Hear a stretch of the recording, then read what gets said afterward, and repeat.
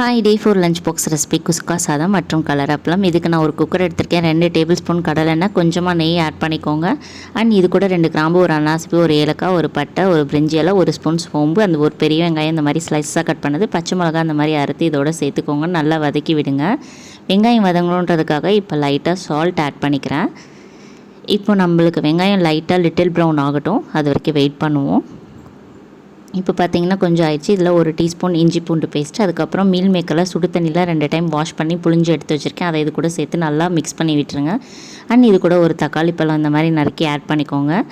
இப்போ தக்காளியும் மீல் மேக்கரும் கொஞ்சம் பாயில் ஆகணும். இப்போ மீல் மேக்கருக்கு ஏற்ற சால்ட்டு கொஞ்சமாக ஆட் பண்ணிக்கோங்க.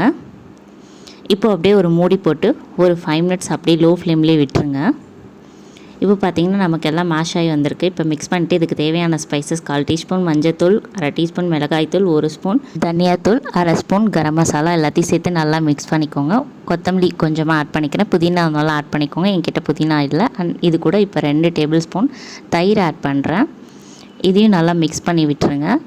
இப்போ ஒரு 2 மினிட்ஸ் கழித்து கொஞ்சமாக வாட்டர் ஆட் பண்ணி இந்த மாதிரி எல்லாத்தையும் மிக்ஸ் பண்ணி விட்டுட்டு ஒரு மூடி போட்டு ஒரு 2 மினிட்ஸ் அப்படியே பாயில் பண்ணுங்கள். இப்போ நல்லா எல்லாம் கொதி வந்து நல்லா கிரேவி கன்சிஸ்டன்சியில் வந்திருக்கும். பாருங்கள், எடுத்து காட்டுறேன்.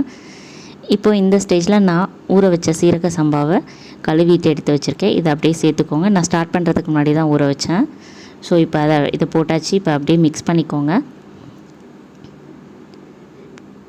இப்போ எல்லாமே நல்லா மிக்ஸ் ஆனதுக்கப்புறம் வாட்டர் நல்லா இழுத்துருச்சு. இப்போ நம்ம இதுக்கு ஏற்ற மாதிரி தண்ணி ஊற்றிக்கலாம். நான் இந்த டம்ளரில் தான் தண்ணி எடுத்தேன்.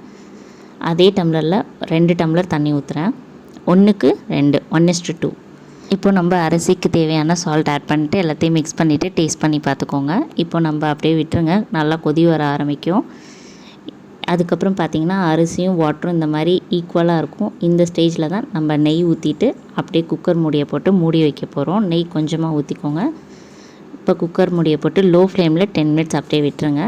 அதுக்கப்புறம் ஓப்பன் பண்ணிங்கன்னா நமக்கு ரெடி ஆயிரும் குஸ்கா சாதம். அப்படியே ஓரத்துலேருந்து தள்ளி விட்டு ஃபுல்லாக எடுத்திங்கன்னா நமக்கு குஸ்கா சாதம் ரெடி டிஃபன் பாக்ஸ்க்கு. அண்ட் ட்ரை பண்ணிவிட்டு எப்படி இருந்ததுன்னு சொல்லுங்கள். இதுக்கு சைடிஷாக நான் வந்து கலர் அப்பளம் தான் பொரித்தேன். நீங்கள் உருளைக்கிழங்கு பொரியல் இல்லை ஏதாவது வாழைக்காய் ஃப்ரை அந்த மாதிரி பண்ணிக்கோங்க. இன்றைக்கி சிம்பிளாக நான் பண்ண லஞ்ச் பாக்ஸ் ரெசிபி இது தான். அண்ட் உங்களுக்கு இந்த வீடியோ பிடிச்சிருந்தால் மறக்காம எங்கள் சேனலுக்கு சப்ஸ்கிரைப் பண்ணுங்கள், லைக் பண்ணுங்கள், ஷேர் பண்ணுங்கள், கமெண்ட் பண்ணுங்கள். அண்ட் கண்டிப்பாக ட்ரை பண்ணி பார்த்துட்டு எப்படி இருந்ததுன்னு சொல்லுங்கள். அண்ட் இன்னொரு வீடியோவில் பார்க்கலாம். பாய்.